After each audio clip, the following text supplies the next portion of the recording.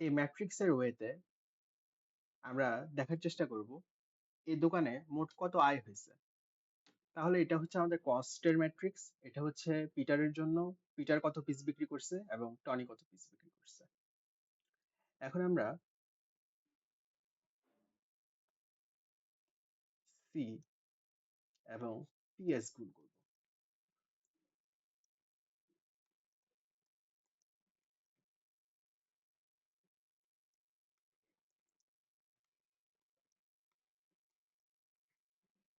এই গুণ করার একটা বিশেষ ওয়ে আছে। এটা একটা বক্স হিসেবে কল্পনা করা যাক, এটা আর একটা বক্স হিসেবে কল্পনা করা যাক। এই বক্সটা একভাবে শুয়ে আছে আর এই বক্সটা আরেকভাবে দাঁড়িয়ে আছে। তাহলে এদের যদি আমরা গুণ করতে হয়, ম্যাট্রিক্সের একটা নিজস্ব সিস্টেম আছে।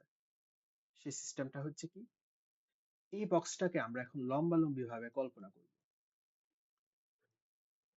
60, 120, আর এই বক্সটা যেমন আছে তেমনই থাকবে। এখন আমরা এটার সাথে এটা এবং এটার সাথে এটা গুণ করব। তাহলে আমাদের 60-এর সাথে যাচ্ছে 50 এবং আমাদের 120-এর সাথে যাচ্ছে 30। কিন্তু এটা এভাবে কেন কাজ করছে একটু ভালো করে লক্ষ্য করা যাক। এই 60 হচ্ছে লিপস্টিকের দাম এবং চুড়ির দাম, এবং 120 হচ্ছে লিপস্টিকের দাম। ঠিক একইভাবে এই শাড়িটা হচ্ছে আমাদের প্রেজেন্ট করতেছে চুড়ির দাম, এবং এই শাড়িটা প্রেজেন্ট করতেছিল কিন্তু আমাদের লিপস্টিকের দাম। তাহলে দাঁড়াচ্ছে কি, এটা হচ্ছে আমাদের চুড়ি, এটা হচ্ছে আমাদের লিপস্টিকের।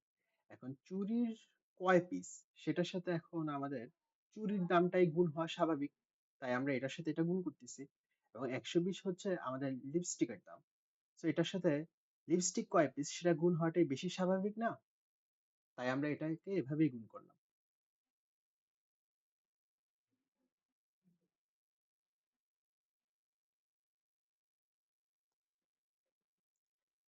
একইভাবে এই গুণটা চলতে থাকবে। কিভাবে চলবে, আমরা কিন্তু এটাকে এখনো কল্পনায় উল্টিয়ে নিচ্ছি, অর্থাৎ আমাদের এটা রোটেট করেছে। রোটেটটা কিভাবে করেছে মাথায় রাখার জন্য আমরা ভাবতে পারি এটাকে উল্টো দিকে বাঁকাই দিচ্ছি। এবার আমাদের গুণ হবে 40-এর সাথে এবং 30-এর সাথে। 60 গুণ 40 এবং 120 গুণ 30। আমরা আপাতত নাই বললাম যে কেন এখানে প্লাস হচ্ছে, এখানে কেন মাইনাস হলো না, বা কিছুই কেন হলো না, সেটা আমরা পরের জন্যই রাখি। এখন আমরা ক্যালকুলেট করে ফেলি। আমরা যখন হিসেব করলাম তখন দেখা গেল যে সিপিএস এর ভ্যালু হচ্ছে 5400 এবং 600। এটা কি এক্সপেক্টেড ছিল না? চুরি এখানেও 5400 এবং আমরা আগেও হিসেব করেছিলাম 5400। অনুরূপভাবে লিপস্টিকের দাম হচ্ছে আমরা পেয়ে যাচ্ছি 6000।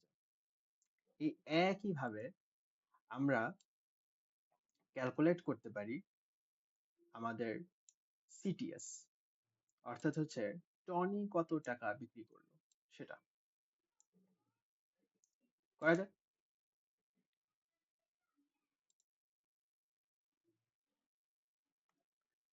এখানেও আমরা আগের মতোই এই বক্সটাকে এরকম উল্টায় নিলাম এবং প্রথমে এই এই কলামের সাথে গুণ করলাম, তারপরে এই কলামের সাথে গুণ করলাম,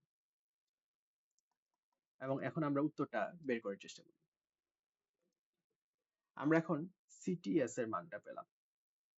সেটাও দেখা যাবে যে আমরা স্বাভাবিকভাবে যখন গুণ করেছিলাম তখন যেমন উত্তর আসার কথা ছিল ঠিক এটা সেভাবেই আসতেছে।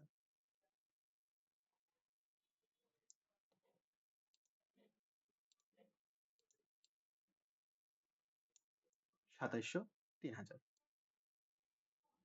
এখন আমরা মোটামুটি দুইটা ম্যাট্রিক্সই পেয়ে গেছি। একটা কাজ করা যাক, সিপিএস এবং টিপিএস কে আমরা যোগ করব।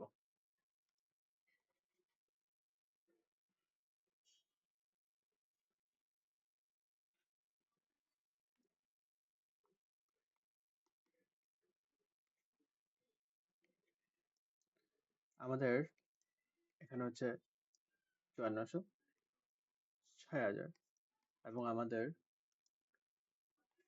2700, এবং আমাদের 3000। এটার সাথে এটা যোগ হবে, এটার সাথে এটা যোগ হবে। কেন? কারণ আবারও যদি আমি রিমাইন্ড করি, এটা হচ্ছে কিন্তু আমাদের চুরির জন্য, এবং এটা আমাদের লিপস্টিকের জন্য। আমরা যোগ করার পর এরকম কিছু একটা পেলাম। এখন যদি আমি বলি যে এই ম্যাট্রিক্সের মান কত, তাহলে আমাদের এটার এই সারির সাথে কলামকে যোগ করে দিতে হচ্ছে। আমরা যোগ করে ফেলি। আমরা যদি যোগ করি তাহলে আমরা ক্যালকুলেটরে এই মানটাই পাবো, ঠিক যেটা আমরা আশা করেছিলাম যে এই চারটাকে যোগ করে দিলে যা আসবে। মানে এতটুকু অব্দি পুরো ব্যাপারটা দেখে মনে হচ্ছে আরে ভাই এ আর এমন কি হলো, উল্টা আসলে একটা সহজ জিনিসকে আমরা আরো জটিল করে ফেললাম, তাই না? ওকে, ওয়েট।